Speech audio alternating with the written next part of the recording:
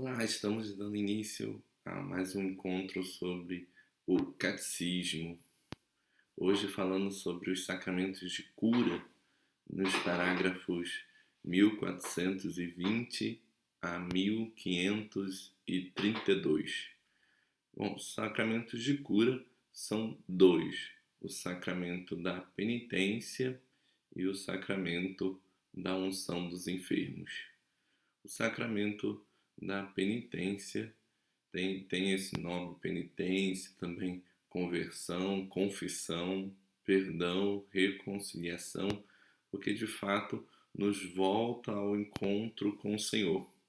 A sua fundamentação está em João, capítulo 20, versículos 22 a 23. João 20, versículos 22 a 23, porque lembra que todos os sacramentos são sinais sensíveis e eficazes da graça de Deus, fundados por Jesus Cristo. Então, como Jesus fundou o sacramento da confissão? Está. Depois dessas palavras, soprou sobre eles, dizendo-lhes: Recebei o Espírito Santo. Aqueles a quem perdoardes os pecados, lhes serão perdoados. Aqueles a quem os retiverdes, lhes serão retidos. Então, já nessa passagem, a gente entende que a preocupação do Cristo, né, em nos garantir que somos salvos por meio da remissão dos pecados. Por que um sacramento de reconciliação depois do batismo? O batismo apaga os pecados, tá? E não é para se confessar de pecados anteriores ao batismo. O batismo apaga todos os pecados. Mas acontece, queridos irmãos, que mesmo depois do batismo, nós ainda somos inclinados ao pecado, porque apagou em nós o que é pecado original, mas ficou em nós a inclinação para o pecado. E assim nós corremos o risco de cometer pecados mesmo depois do batismo. Então, por isso, devemos buscar o sacramento da confissão para todos os pecados posteriores ao batismo. Esse sacramento, a Igreja foi compreendendo aos poucos, foi mudando a forma de administrar, pois a Igreja administrava o sacramento da confissão uma vez na vida, igual o batismo. Então, uma vez confessado, e aí já não poderia mais ter outra vez a confissão. Aí depois entendemos que não, o ser humano sempre vai ter a inclinação ao pecado, então sempre terá uma possibilidade de retorno. Esse sacramento é muito importante para os demais, porque após o batismo, para restaurar o estado de graça é necessário a confissão.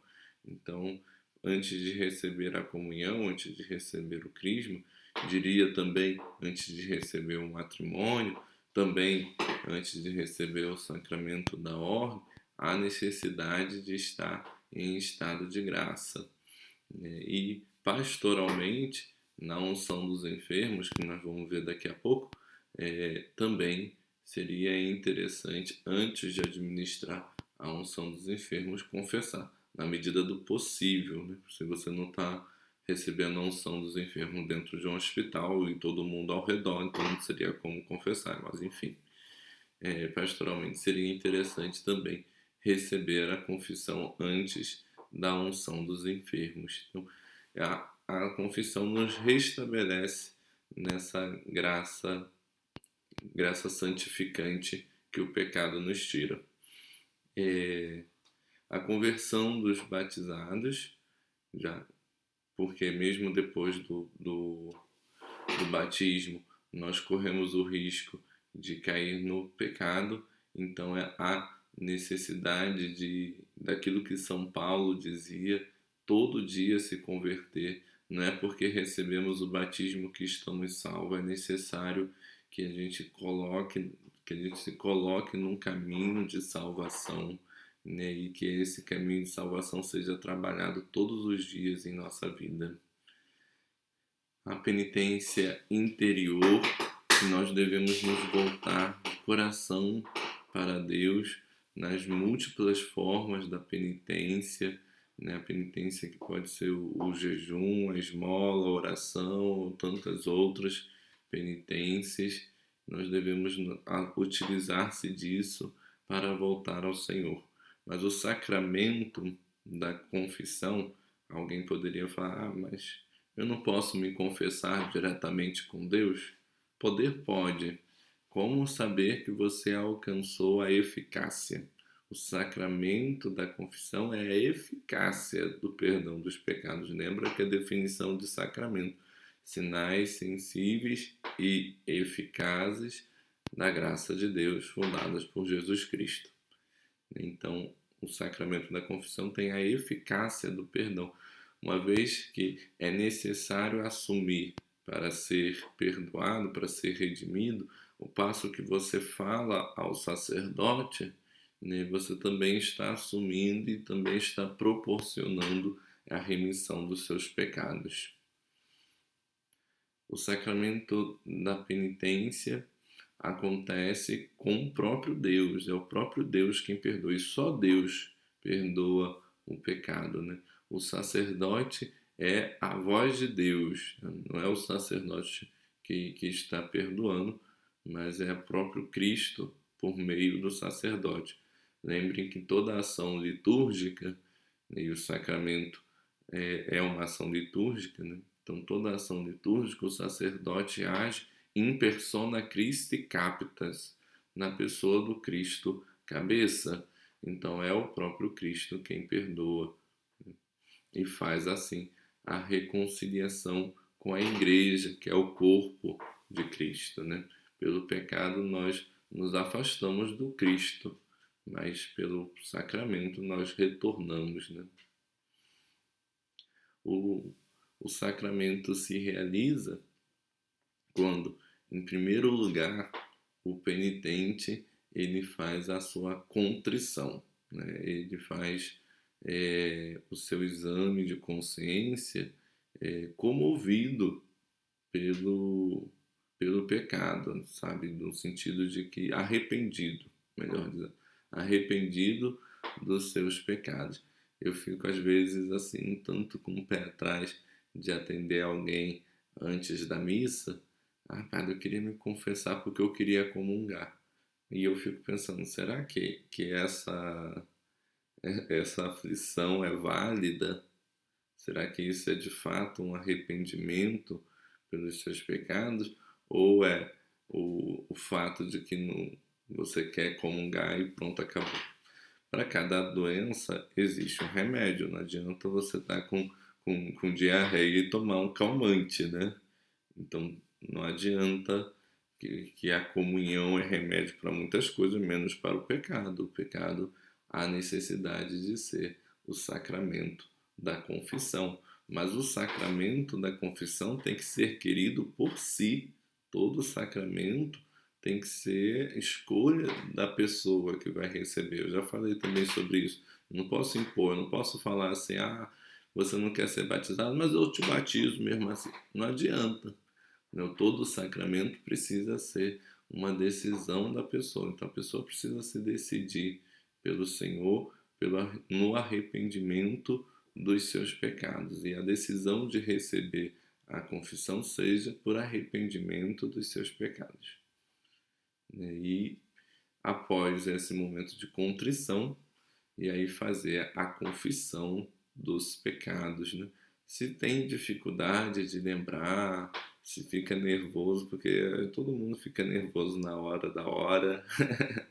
Então, se fica nervoso, faz uma lista, né? Mas depois da confissão, rasga a lista, joga fora, para que outras pessoas não tenham acesso àquilo que você escreveu e não venha te julgar, mesmo porque aquilo que você escreveu nem mais é o verdade, né? Porque já foi absolvido. E depois da confissão, o sacerdote dá uma penitência. E por incrível que pareça, tem gente que acha que não precisa cumprir a penitência, que basta ter falado os pecados. Não, precisa cumprir também essa penitência. O ministro deste sacramento é o sacerdote, padre ou bispo. Melhor dizendo, bispo ou padre. Porque, na verdade, esse sacramento ele está para o bispo, tá? Não é porque é um padre que ele tem já a autorização para realizar o sacramento da confissão. Ele tem a capacidade, mas o bispo precisa dar a autorização para ele atender à confissão, né?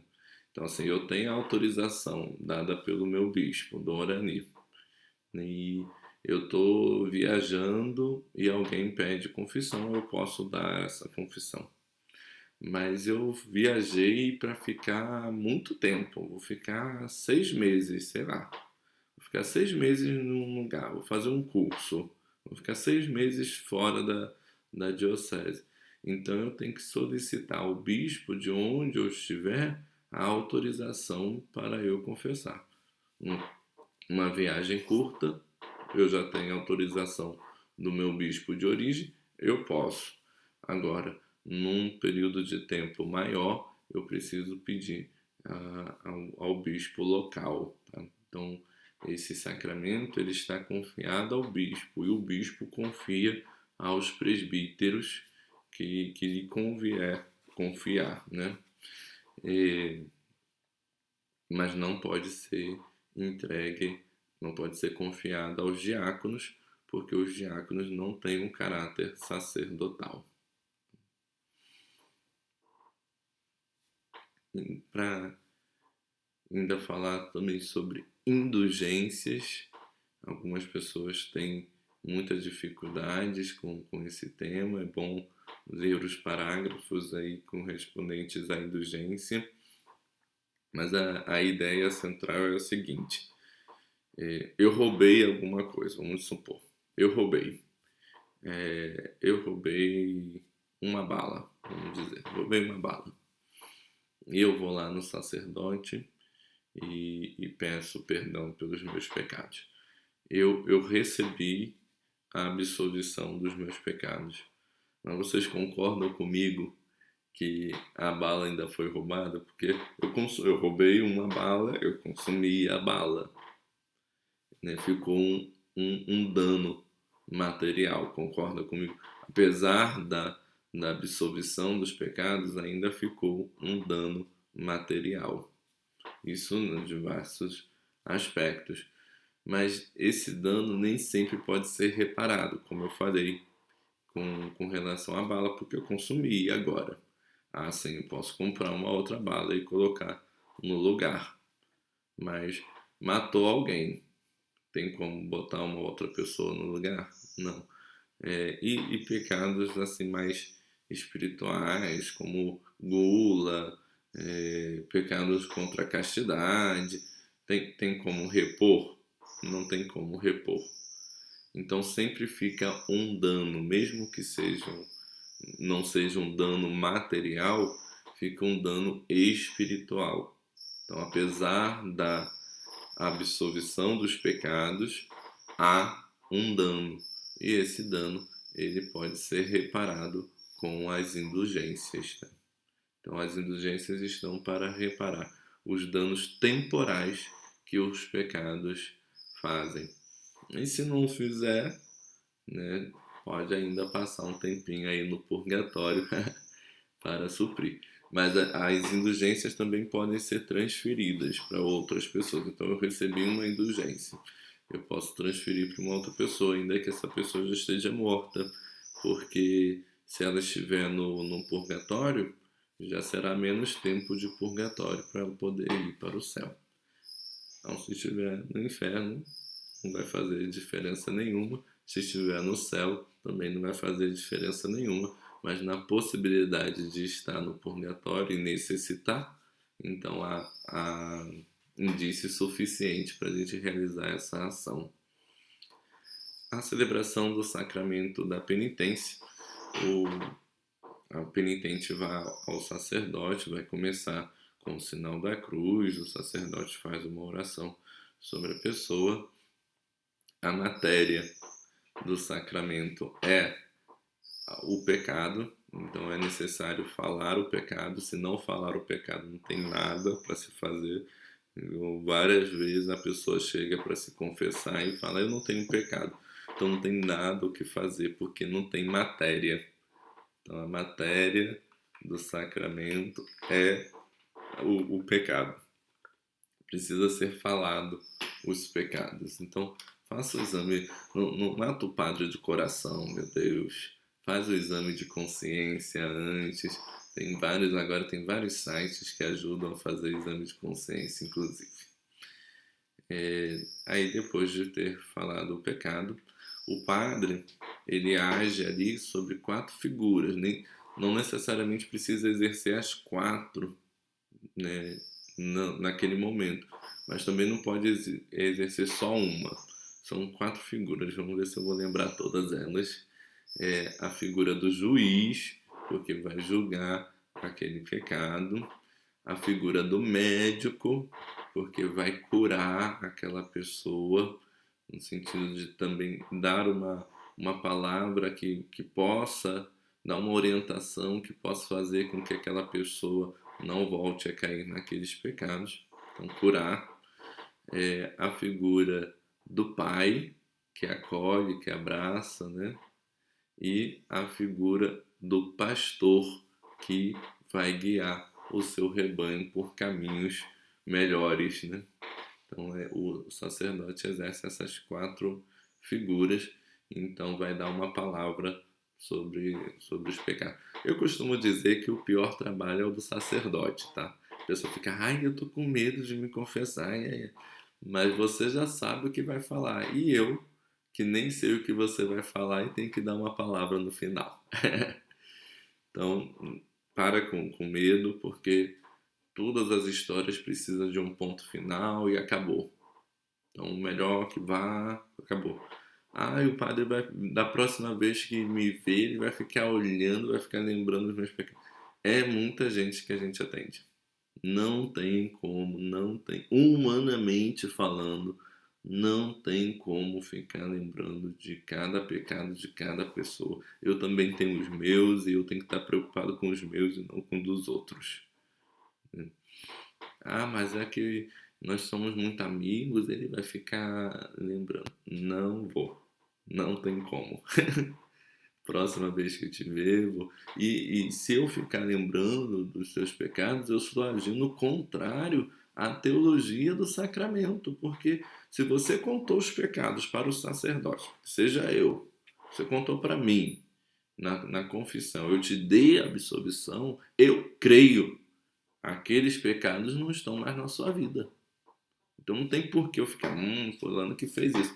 Não, eu vou lembrar que fulano é quem está salvo, porque se arrependeu dos seus pecados. O mais importante é se arrepender dos pecados. E aí, feito a absolvição, o ato de contrição, perdão, e depois a absolvição, aí a pessoa sai para cumprir a penitência o quanto antes.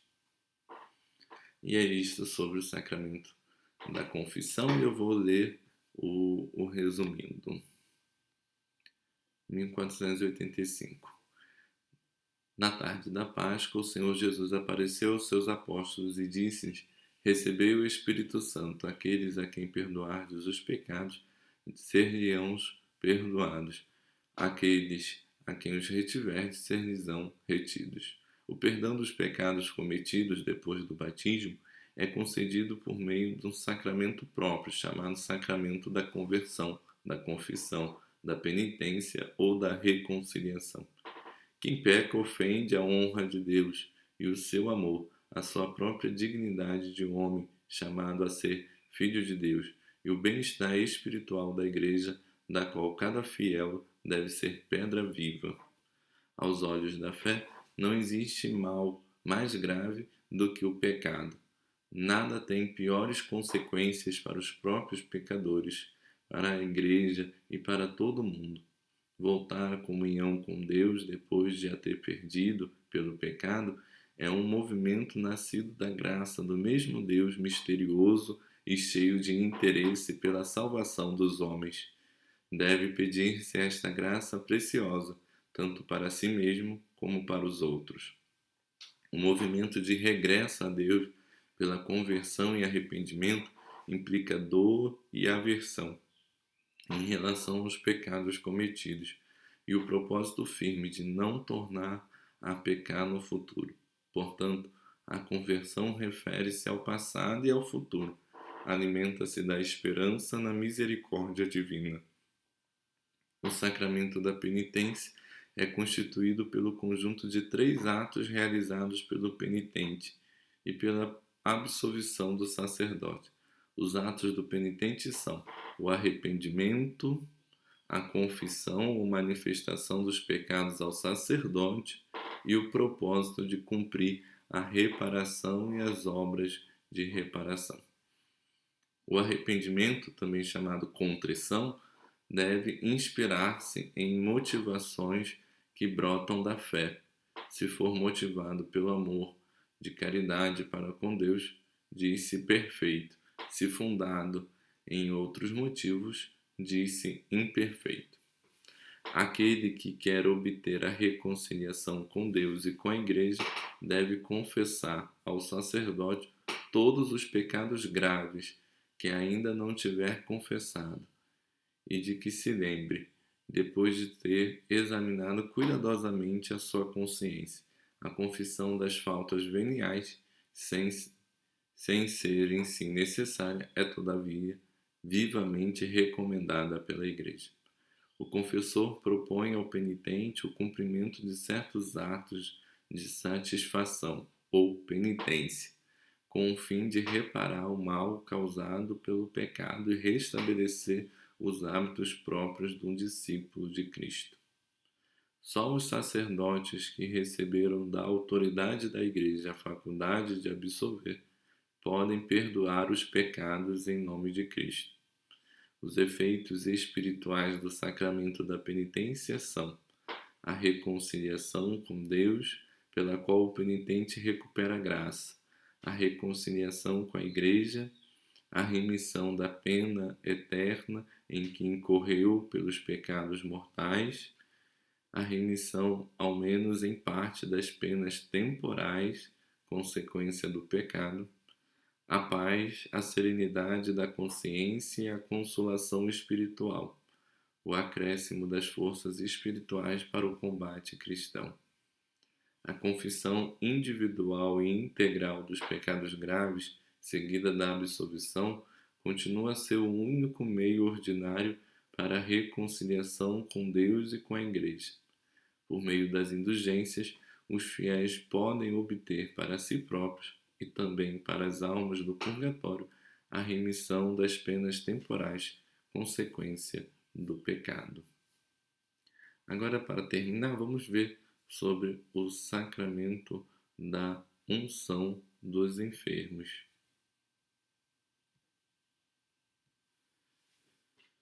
O texto que vai legitimar a unção dos enfermos está na carta de São Tiago, no capítulo 5, versículos 14 a 15. Mas por que não está, então, palavras de Jesus? Veja bem, o texto já dá a entender que é a ação da Igreja desde os primórdios, ou seja, o Cristo deixou este legado. Lembre que no envio missionário, o Cristo também enviou dizendo: curai os enfermos.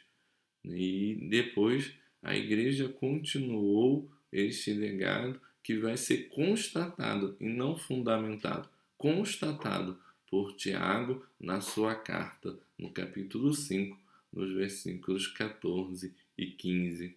Está alguém enfermo? Chame os sacerdotes da Igreja, e este façam oração sobre ele, ungindo-o com óleo em nome do Senhor. A oração da fé salvará o enfermo, e o Senhor o restabelecerá. Se ele cometeu pecados, lhe serão perdoados. Então esse é o texto que fundamenta a unção dos enfermos. Quem recebe, quem administra este sacramento? Recebe quem está com enfermidade grave. Ai, padre, eu estou com um resfriado, me dá a unção dos enfermos? Não. É uma enfermidade grave ou já de idade avançada, né? Antigamente foi chamado de extrema unção em casos de morte, mas deixou de receber esse nome porque as pessoas achavam que não precisavam receber o sacramento. Estavam numa enfermidade grave, falavam, mas eu não vou morrer não. E até hoje existem pessoas assim, não vou morrer não. Então não preciso receber esse sacramento. Mas o sacramento não é para a morte, o sacramento é para aqueles que estão com enfermidade grave. Quem pode administrar é o sacerdote, como ouvimos, né, na carta de São Tiago, chamai os sacerdotes, chamai os presbíteros, como também ouvimos na carta de São Tiago que este sacramento perdoa os pecados. Já foi visto e estudado a possibilidade dos diáconos também administrarem este sacramento, mas acontece que, como tem o poder de perdoar os pecados e esse poder está somente para os sacerdotes, então só os sacerdotes também podem dar unção dos enfermos. Como se celebra este sacramento? Bom, o sacramento, como eu disse, pastoralmente seria necessário a confissão dos pecados, ainda que a unção dos enfermos também perdoe, mas é melhor e é mais salutar que a pessoa fale os seus pecados, mas na medida do possível. Às vezes a enfermidade a pessoa já não está mais falando, está em coma ou está no hospital e junto com outras pessoas e não tem como fazer a confissão dos seus pecados, então basta a unção dos enfermos, né? Existe o rito da unção dos enfermos, um rito mais breve, né? No rito mais breve, a unção ela é feita nas mãos e na fronte da pessoa que está enferma com a oração da igreja. Sempre há a imposição das mãos, tanto no sacramento da confissão, agora também no sacramento da unção dos enfermos, sempre há a imposição das mãos. E a possibilidade, se a pessoa já fez a sua primeira comunhão, a possibilidade de receber o sacramento da comunhão. O sacramento da comunhão é chamado, nesse caso, de viático. O que é viático? Viático vem de via. Via, que em latim é caminho. Ou seja, é o alimento para o caminho. Se a pessoa for passar dessa vida para a próxima, ela já passou alimentada pelo próprio Senhor Jesus Cristo. É o último sacramento do cristão. Vamos encerrar com o resumindo no parágrafo 1526 em diante. Alguém de vós está doente? Chama os presbíteros da igreja para que orem sobre ele, ungindo-o com óleo em nome do Senhor. A oração da fé salvará o doente, e o Senhor o aliviará. E se tiver cometido pecados, ser-lhe-ão perdoados. O sacramento da unção dos enfermos tem por finalidade conferir uma graça especial ao cristão que enfrenta as dificuldades inerentes ao estado de doença grave ou de velhice. O tempo oportuno para receber a santa unção chegou certamente quando o fiel começa a encontrar-se em perigo de morte devido à doença ou à velhice. Todas as vezes que um cristão cai gravemente, pode receber a santa unção, e também quando mesmo depois de ter recebido a doença se agrava. Só os sacerdotes, presbíteros e bispos podem ministrar o sacramento da unção dos enfermos. Para isso, empregarão óleo benzido pelo bispo ou, em caso de necessidade, pelo próprio presbítero celebrante. Deixa eu fazer um parêntese aqui, ainda faltam 2 parágrafos de resumindo, mas é porque achei interessante que acabou de me lembrar. o que é material desse sacramento é o óleo, né? E o óleo ele é abençoado pelos bispos pelo bispo no dia da missa do Crisma, né? Na quinta-feira santa, na missa da manhã. Mas acabou, e eu, vamos supor, acabou o óleo e eu preciso agora da unção dos enfermos para alguém. Então eu posso pegar um óleo de origem natural, né, de origem vegetal e administrar. Não vai ser banha de porco, né? Vai ser um óleo de origem vegetal e abençoar e administrar naquela pessoa.